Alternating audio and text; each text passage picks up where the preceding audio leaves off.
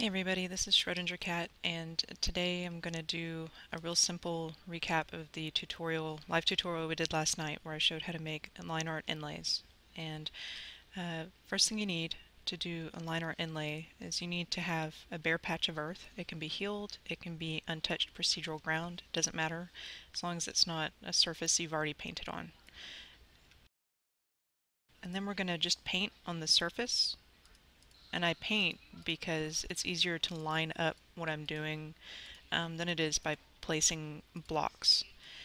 And you notice I'm doing diagonal lines of 2 and 3.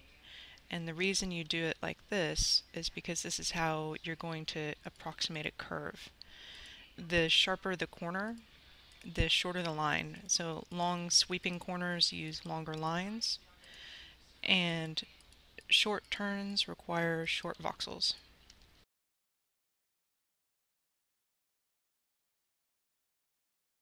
Alright, so once we have a set of voxels the way we like it, this will probably be a little wobbly right here.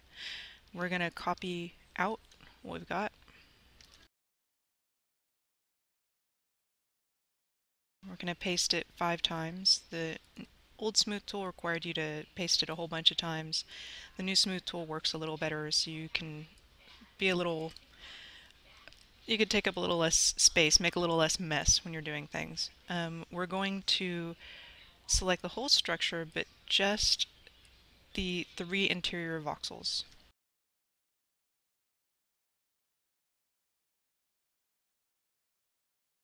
Alright, so we've got that selected.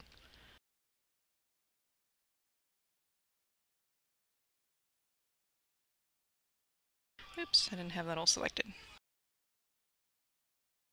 The reason we do it like this with the new smooth tool, leaving blocks like this on top is going to keep your voxels from kind of wandering into a different shape. It's going to keep them in that line. But when we smooth the middle, it's actually going to flatten the edges in here. So we're going to control click with the smooth tool going until you get a curve that's like one you want.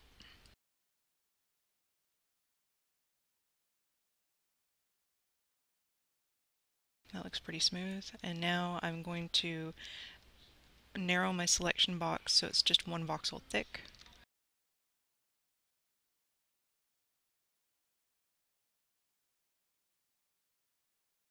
And see, it got a little crooked there on the end, which is more my fault than the game's. My line was too steep.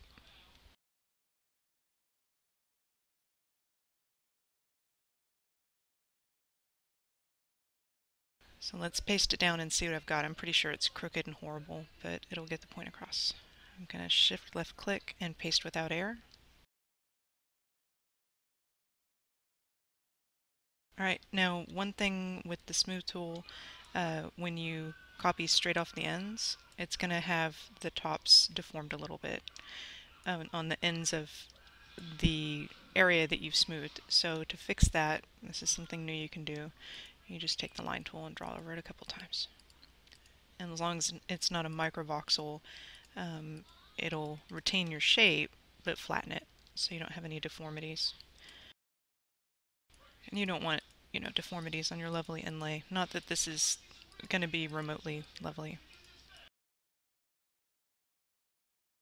Alright, select the whole thing to make sure I've got it flat. If I see any parts sticking up and looking white when I mouse over it, or down and being blue,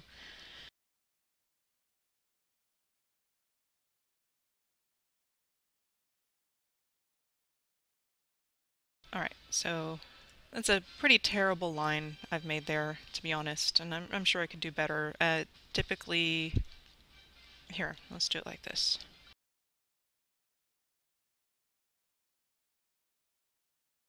Typically you want it to be a lot thicker, because that preserves the edges as well. You can't really get super thin inlays anymore. You can put microvoxels down in the ground, but you're going to get little angular lines. You can't smooth microvoxels the way we used to be able to. Even with the new smooth tool, it just kind of vanishes when you do that. Erasing what I did by filling it, because the smooth tool leaves dirty air. Now I'm going to select this here and I'm just going to copy it next to itself, make it a little thicker.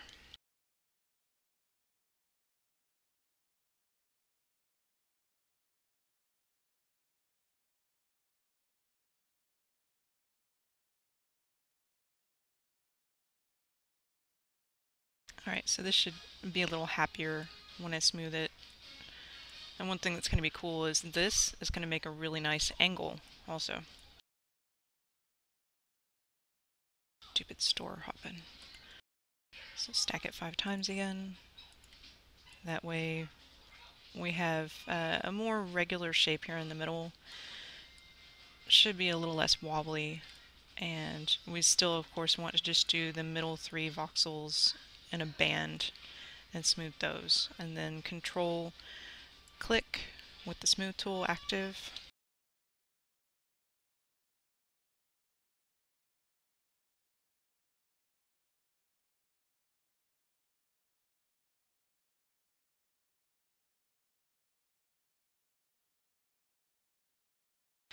That's probably as much as it's really going to smooth. After about 16 clicks, it just starts destroying your structure. So you really only do get the maximum amount of smooth after that point.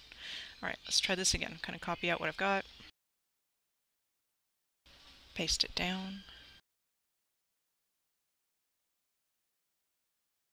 That's a little less wobbly, just because it had more protection from getting pushed in. And also, as a side effect,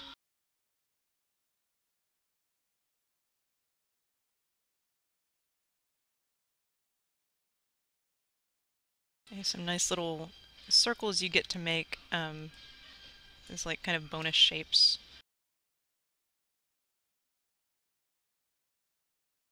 And again, that's going to be deformed here. It's going to be, let me select the ground so you can see it.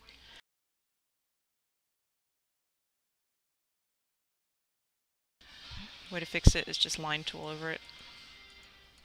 And it'll push it down to voxel height. Now it's perfectly flat. So I need to do that over here. I'm not sure what I'm making. I think it's a giant hot dog. And you can make the line tool bigger and kind of do it all in one go if you're super rushed and lazy like me.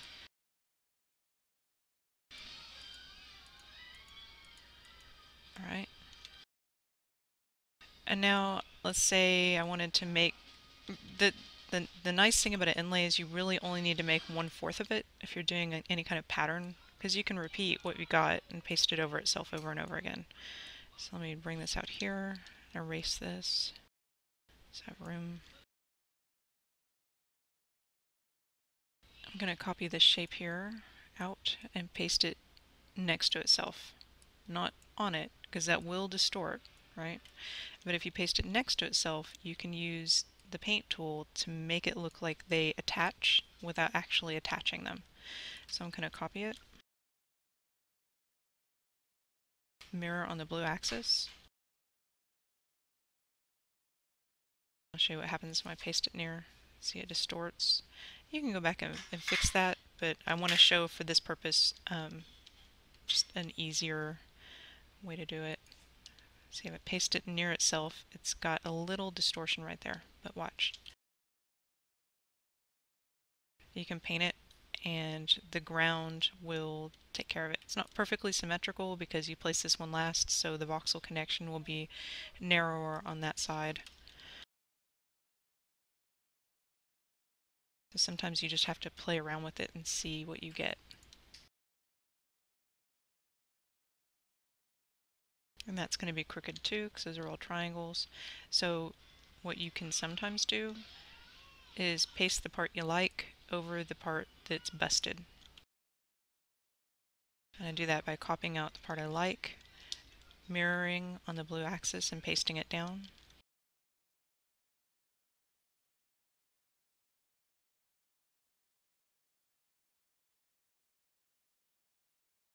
Except it's not going to erase that voxel that's sticking out. I have to do that by hand. And here they're too close together. I'm still getting, even though you're telling it paste without error, it still behaves as if air is going in. It's not like we used to be able to do where we could just paste it on top of itself. So you'll probably need to get them far enough away where they're not touching and they're also not deforming each other, so you don't have to mess with that.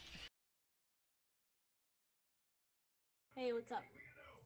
Hey, I'm streaming real quick. I'm doing a tutorial. I'm gonna drop out of raid call, sorry. Okay. Forgot I had that on. Okay, so copy that. I'm actually gonna rotate it here.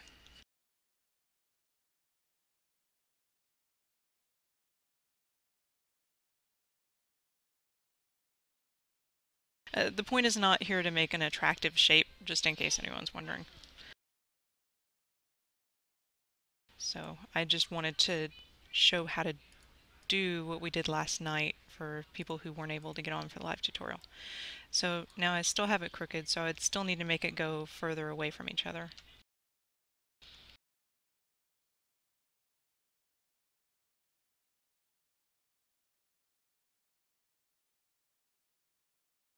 And that's far enough away where you're not going to have them connected, but it's going to look a little asymmetrical, which, you know, there's not really much you can do about that considering the shapes are not the same. So the most you can do is kind of fill it in. And the square that you paint, it's going to become more and more square as you get away from it. But you can fill it in with other shapes.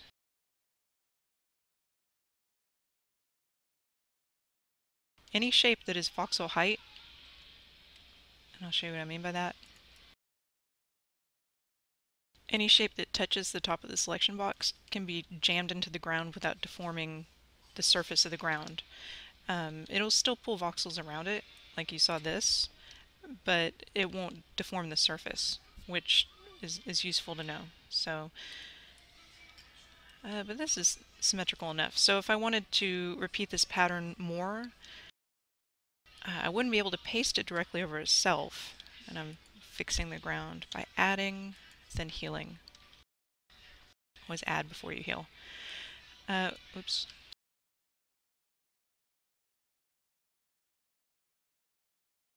What I would have to do to paste these next to each other is I'd have to take half of the pattern, and it'd be the back half. Let's say I want them to overlap each other.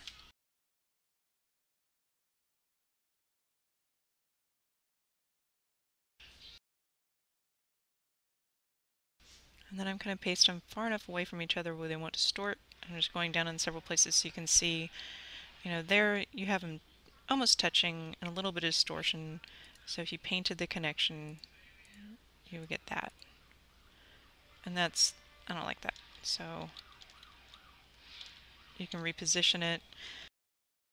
But you can always cheat by getting out the paint tool and just painting on top of the connection, like here.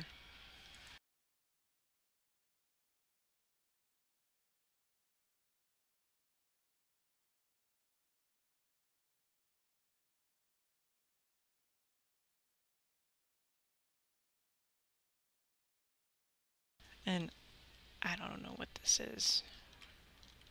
It's a very bad shape. But that's how you would paste them next to each other. The further away you go, the more you can take from your old pattern. And here's an example of what I made with this technique, so you can see something that doesn't look crappy, or as crappy.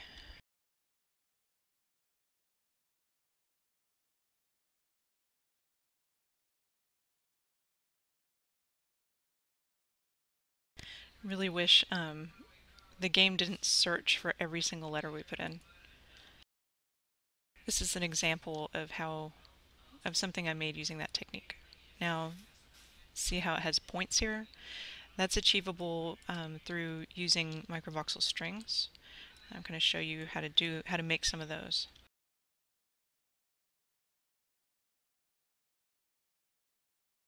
You stack 7 voxels.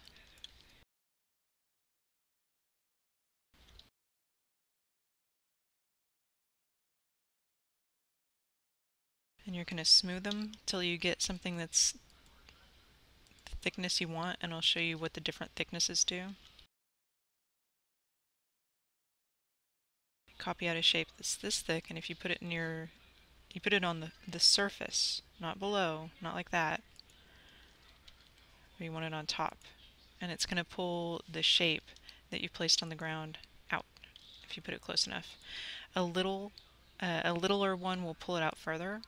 A bigger one is going to pull it less because there's less distance for it to move, for them to touch each other.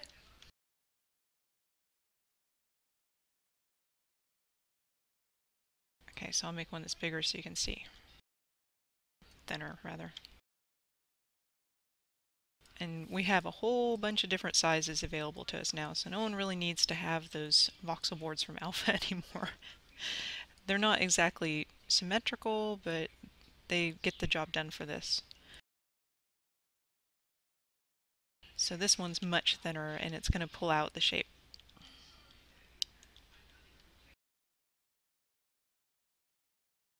It'll also pull in the shape if I put it on top of the shape.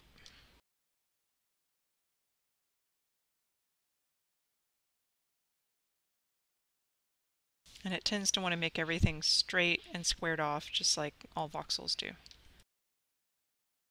So there, I've got a straight, squared off shape. And I'm going to pull out this down here. I'm making spikes. Game loves spikes.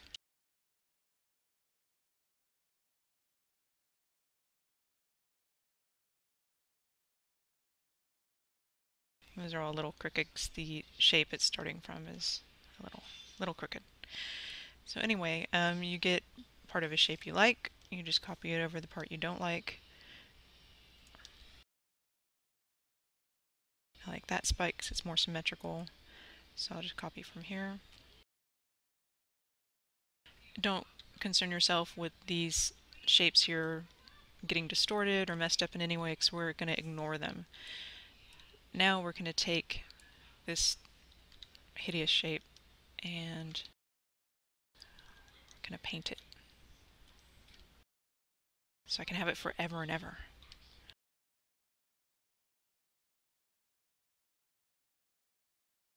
You're going to copy just the surface. You don't need the spikes any longer that you shaped it with. And you can shape it with triangles. Anything that sits flat on the voxel surface will be able to shape it without deforming it. You don't want to use something like a stretched voxel or a microvoxel because that won't do anything. It'll change the shape, but it'll also make it deform the ground. So we copy out. I'm going to lovely new shape. And now since I've got a boundary of non-bleeding texture, let's say I wanted to use bleeding textures, since we still don't have some of the ones that I would like to see, like tourmaline. We don't really have a pink that we can paint. So you can fill the interior of this, unless you fat finger the clicks like me, you can fill the interior and it won't bleed. Oh, sorry, you can even do this. You can paint gold, for instance, because gold bleeds. But the game's going to remember that boundary's there. So as long as you can remember where it is, and you can paint right up next to it, your boundary line will show back up. So that's one way to get a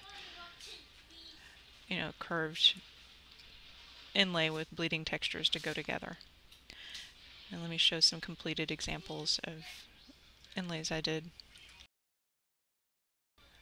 And I'll point out the things I had to do.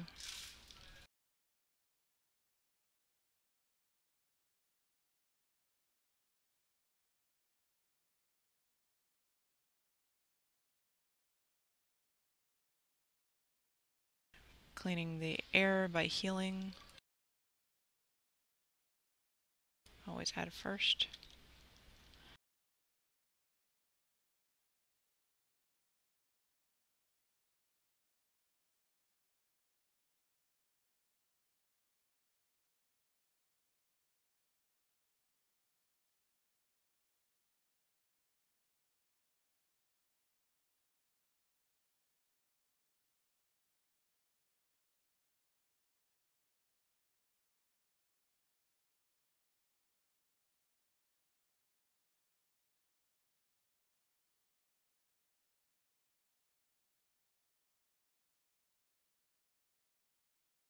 These are inlays I made with the old smooth tool.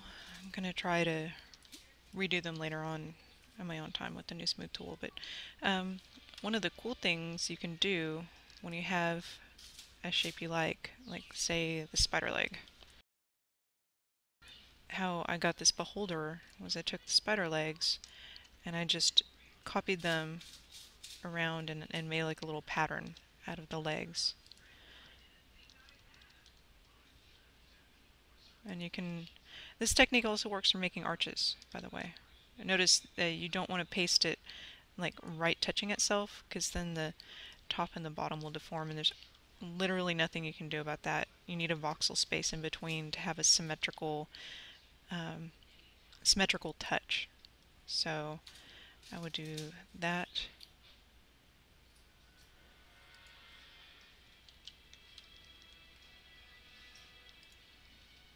And this is not the same shape. So you can use shapes you like to make interesting new designs. And it's, you know, really up to you artistically if you like it or not. There's no right or wrong way to do these, honestly. If you like the way it looks, then that's good enough, you know, it's yours. If people don't, oops, that's the delete tool. Okay, so I'm going to paint these to make a connection.